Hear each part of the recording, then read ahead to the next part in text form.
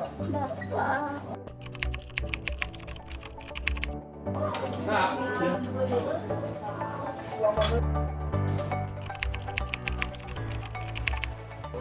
Sakit?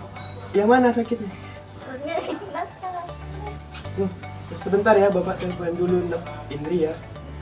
Ya udah, tunggu dulu di dalamnya.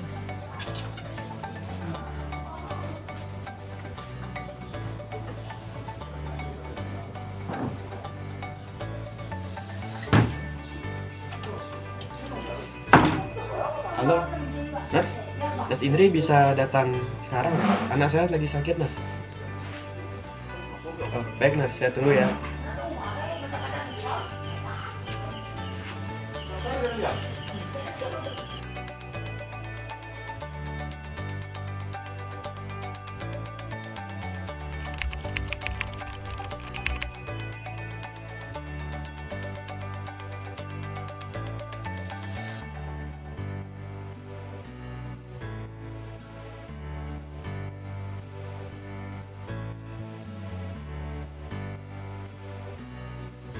Mari, Nas, silakan. Baik, awalnya kenapa? Saya juga kurang tahu, Nas. Terus tadi anak saya tiba-tiba datang ke saya, dia bilang perutnya sakit. Sebelumnya ada keluhan lain? Saya juga kurang tahu itu, Nas. Oke, baik. Saya coba cek dulu ya.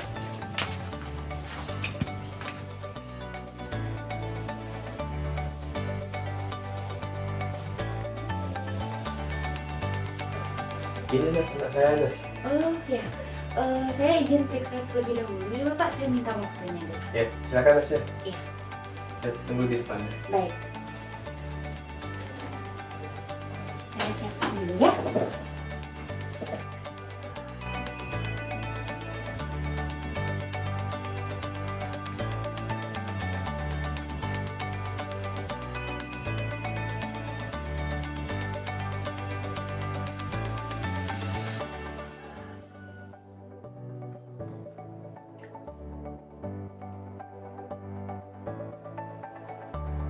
Selamat sore.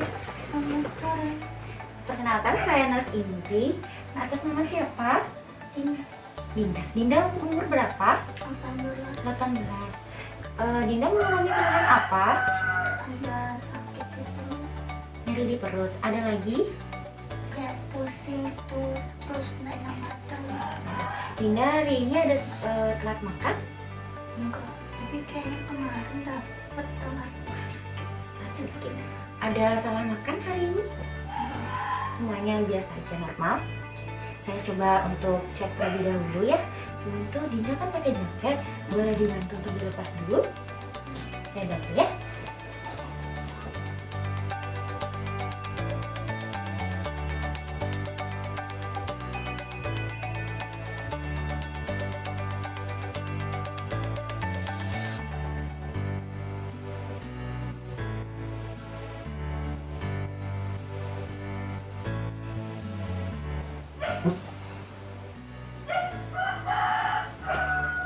Saya coba cek ya.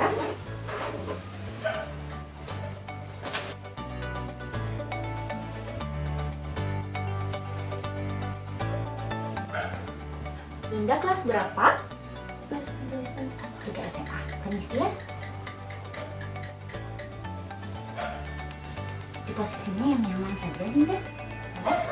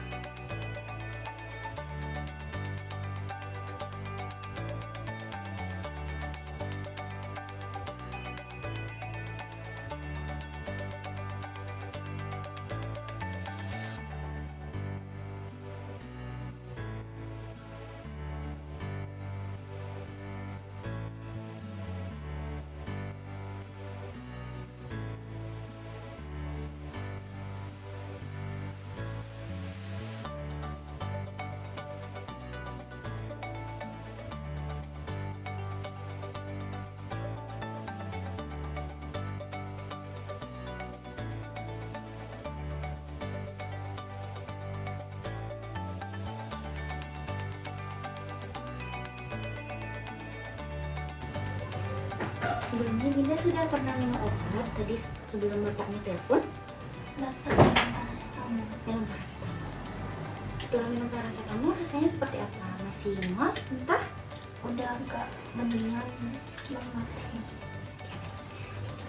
Dari hasil pemeriksaan sebenarnya tidak ada yang perlu dikhawatirkan. Suhu tubuhnya memang sedikit meningkat, namun mungkin karena efek panas dan juga itu sebabnya Dinda merasa mual dan juga pusing ya. Kalau dari denyut nadi dan segala macamnya tidak apa-apa. Mungkin nanti bisa saya bantu untuk meringankan rasa mualnya. Jika nanti ada rasa yang rasa yang mengganggu, nanti sampaikan ke Bapak ya. Sekarang Dinda istirahatnya dulu ya. Saya akan sampaikan ke Bapaknya Dinda dulu. Iya,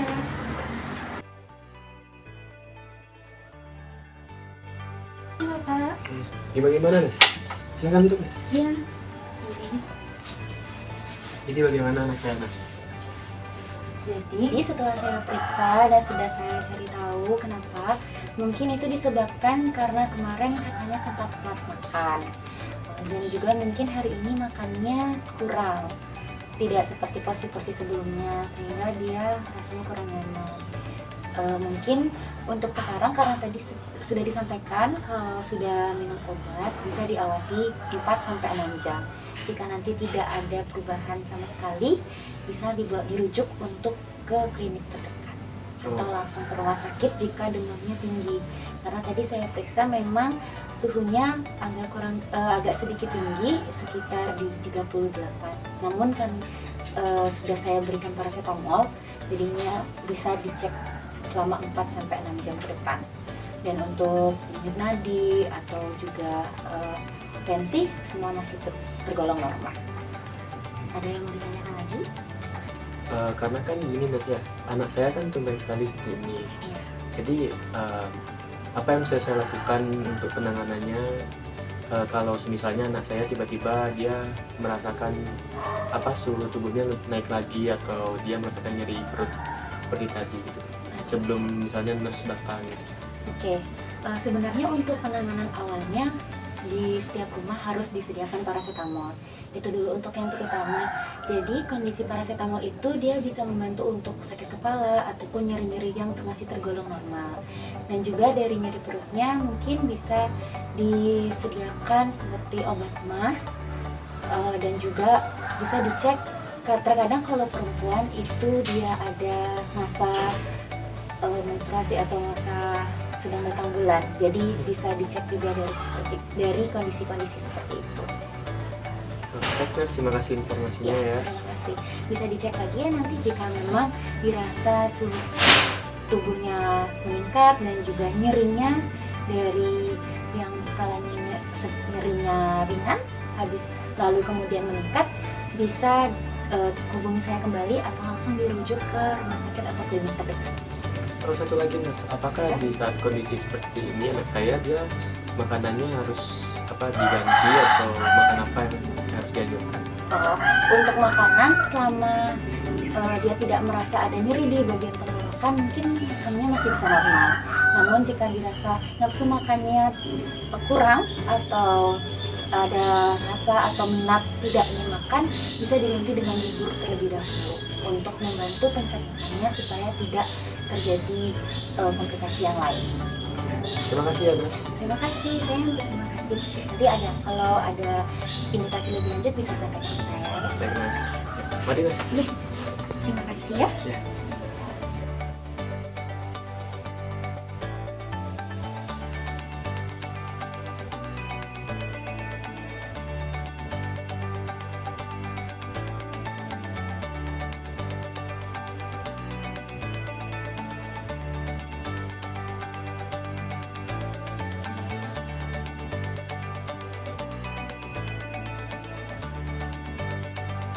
Komunikasi terapeutik merupakan salah satu bentuk profesionalitas seorang perawat dalam membina hubungan dengan pasien ataupun keluarga pasien, yang bertujuan untuk mengumpulkan informasi yang dibutuhkan dapat berupa keluhan pasien, informasi pasien, dan coping pasien.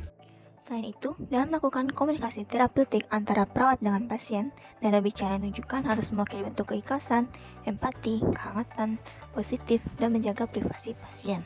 Pastikan yang disampaikan oleh seorang perawat tidak terkesan mengintimidasi pasien atau memaksakan pandangan pribadi tanpa mempertimbangkan informasi pasien. Akhir kata, jika ada anggota keluarga yang mengalami sakit, pertama janganlah panik. Berikan obat sesuai tanda gejala atau hubungi tenaga kesehatan sekitar jika ada. Lalu, periksakan ke instansi kesehatan jika tanda gejala yang timbul tidak biasa. Terima kasih.